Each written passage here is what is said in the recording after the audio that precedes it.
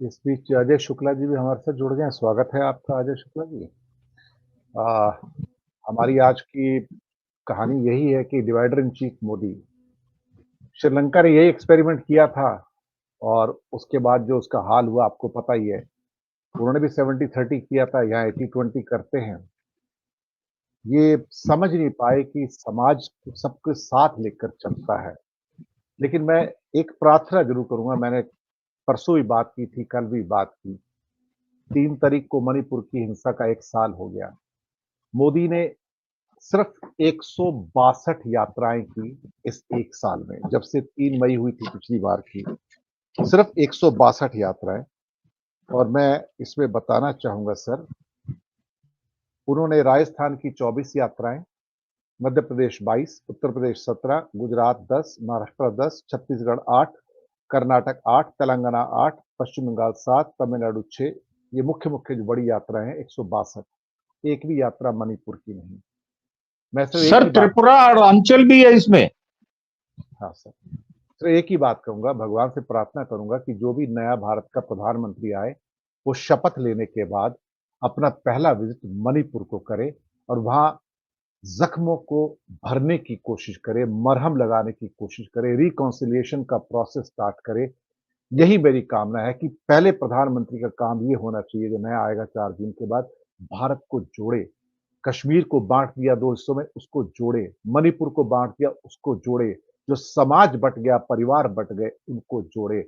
ये आदमी भारत को ही नहीं, लगता है कि भारत की आत्मा को भी तोड़ के जाएगा, चोट पहुंचा कर जाएगा। अजय शुक्ला जी। नहीं, बिल्कुल सही है। निश्चित रूप से जुड़ना चाहिए, क्योंकि भारत कई जगह टुकड़े टुकड़े हुआ है। मणिपुर में टुकड़े टुकड़े हुआ है। आप यदि बीच में आइएगा, हरियाणा में जिस तरीके से टुकड़े टुकड़े करने की कोशिश की गई और हुआ भी है, उसका असर पड़ा है। आप जम्मू कश्मीर में हुआ, लद्दाख में हो रहा है। जिस तरीके से देश के और तमाम हिस्सों में इसी तरीके से करने की कोशिश की गई है, बंगाल में कोशिश की गई है, बिहार में कोशिश की गई है, यूपी में टुकड़े टुकड़े हुआ है। तो तमाम जगह टुकड़े टुकड़े हुआ है, उसे जोड़ने की जरूरत है, बेहद जरूरत। आज हालात ये हैं कि यदि हमने वक्त रहते नहीं जोड़ा तो अब परिवार भी इस नफरत की आग में टूट रहे हैं। तमाम सारी नफरत जिस तरह से फैलाई गई है, वो देश, समाज, मानवता सभी के लिए खतरनाक हो गई। हालात ये हो गए हैं कि आज मदद करने वाला भी ये देखता है कि ये कौन है सामने वाला। नहीं तो मदद करने के लिए किसी को देखने की जरूरत थोड़ी ना पड़ती, तो उसके दर्द को देखा जाता। आज हालात ये हो गए हैं कि एक भी मुद्दे और सवाल यदि उठा दिए जाएं तो सरकार को चुभ जाते हैं, अच्छे नहीं लगते, उस सवालों से डरती है और हमले करती है। जिस तरीके से हमले करती है वो देखते बनता है कि इतना शर्मनाक हालात हो गए हैं, इतनी डरपोक सरकार की स्थिति ये है कि वो जितना भी जिस तरीके से उसने किया है, चंद पूंजीपतियों के हाथ में सब कुछ सौंप दिया है, लेकिन इस देश को बर्बादी में ढकेल दिया। या तो आप भिखारी बन जाओ, 5 किलो अनाज वाले हो जाओ, या फिर आप इतने बड़े रईस हो जाओ कि हमें इलेक्टोरल बॉन्ड दे जाओ।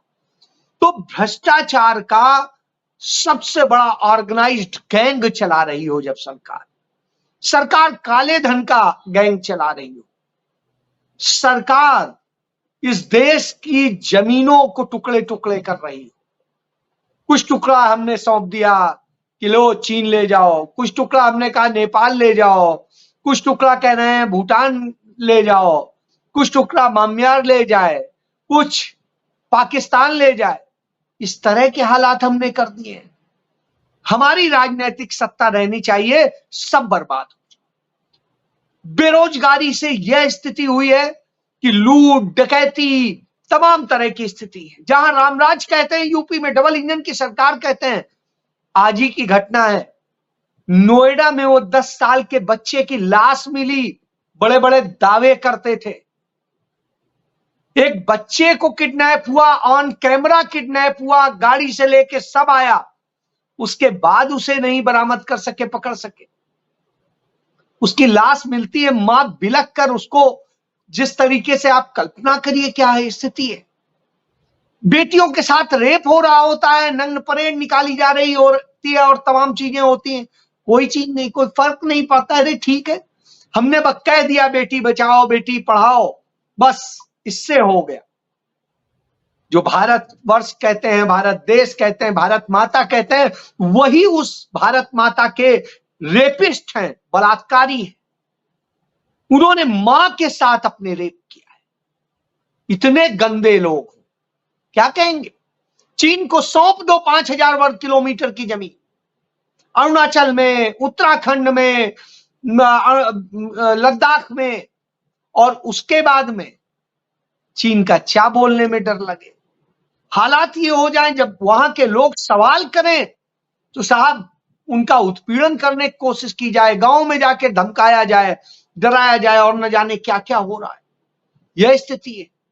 कश्मीर में 370 चिल्ला के कि उससे हमने जोड़ दिया, उसे हटा के, और हालत यह है कि वहां चुनाव लड़ने की खुद को हिम्मत नहीं है। इतने डरपोक हो तो आप समझ सकते हैं कितना डरपोक है।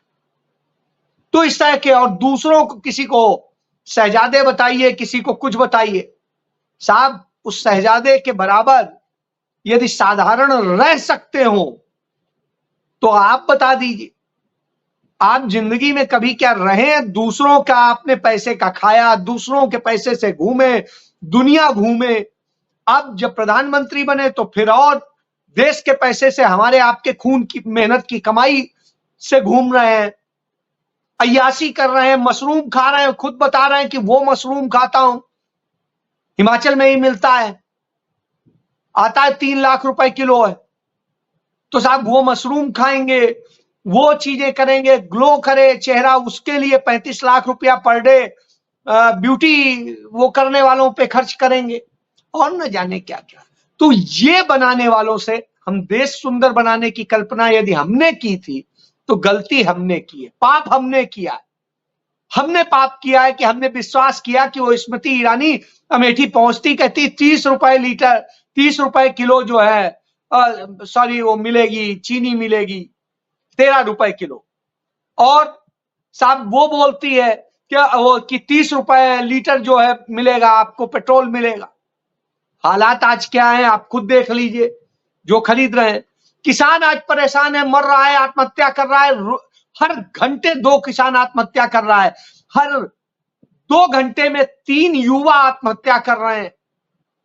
और इस तरह की स्थिति हो क्यों है? क्यों किसान जो सिंचाई करने के लिए और उसके करने के लिए जो थोड़े से डीजल से काम चला लेता था, 50 रुपए में डीजल था, आज स्थिति है वो 90 रुपया 95 रुपया का डीजल लेता है। क्या बचाएगा, क्या करेगा? आप कहते हो हम 2000 रुपया वो दे रहे हैं, वो भी 3 महीने में। तो साहब उधर कटौती भी तो कर दी है, सारी सब्सिडी खत्म, सब कुछ खत्म। जो बुजुर्गों को था सुविधाएं दी जाती थी एक सम्मान के साथ, वो सब खत्म, सारी कटौती, सबका छीन लो, सिर्फ हम ही रहेंगे, हमारी वो भरी रहेगी झोली। तो अपनी झोली उठा के इनके जाने का वक्त आ गया है। इसलिए बिल्ला गए हैं। जहां कोई यदि सवाल कर देता है तो योगी क्या कहता है कि ये अपने बैनर नीचे कर लो, नहीं जिंदगी भर बेरोजगार रह जाओगे। बेरोजगारों ने कहा साहब ये मांगे पूरी कर दी। अरे ऐसे तो वो बेचारा दे नहीं पा रहा है आपको, वो बैनर दिखा के अपनी मांगे दिखा रहा है, तो आप उसे ये धमकी दे रहे हो, मुख्यमंत्री हो। इसी तरह प्रधानमंत्री है। यह हालत है। कोई कहता है लठ मार के इसे बाहर करो, कोई कुछ कहता है, कोई कुछ कहता है। इस तरह की हालत हो तो आप इनका घमंड जान सकते हैं। तो यह इन्होंने टुकड़े टुकड़े किया है साहब, यह हालत जी।